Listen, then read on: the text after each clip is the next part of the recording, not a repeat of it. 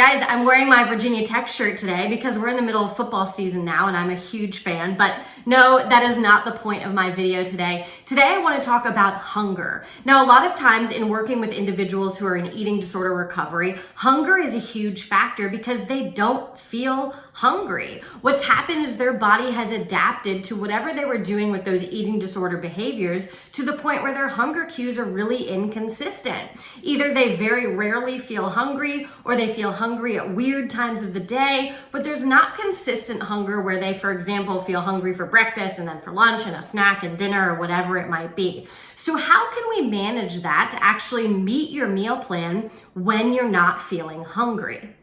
Now, first and foremost, what we have to note is that when it comes to hunger, your hunger is very responsive to how you treat it, meaning that at some point you either intentionally or unintentionally ignored that hunger cue.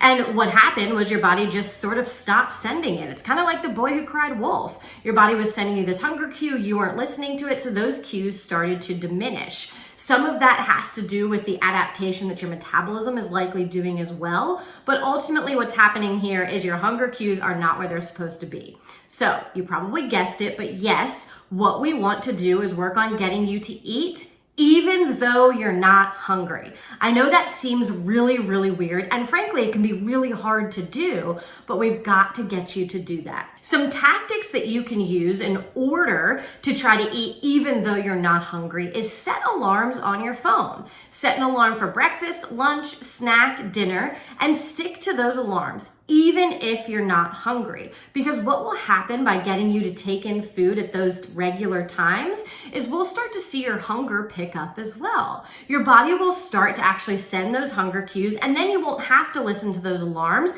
and you can just go based on your true hunger cue. Now, of course, people say, well, I'm just not hungry, and so food's not appetizing. What am I supposed to eat? What you can do is go for condensed things. So try to go for something that's high in carbs, protein, and fat so that you're eating something that's giving you enough calories in a smaller amount. So maybe something like a sandwich as opposed to a big salad, or maybe something like in the morning, a bagel sandwich as opposed to trying to do eggs and yogurt and fruit and whatever it might be. But try to condense things. That will make it a little bit easier to eat when you're not hungry. Now, the other thing that you can do is actually take what's called a digestive enzyme. Now, this is different from a pre and probiotic. It's strictly digestive enzymes. There's no special name. That's exactly what they're called. And what it does is produce your gut with the enzymes to help break down some of that food. That can be a helpful thing to rely on in this interim time period of working on eating when you're not hungry, eating enough when you're not hungry, but making it so it's not as uncomfortable.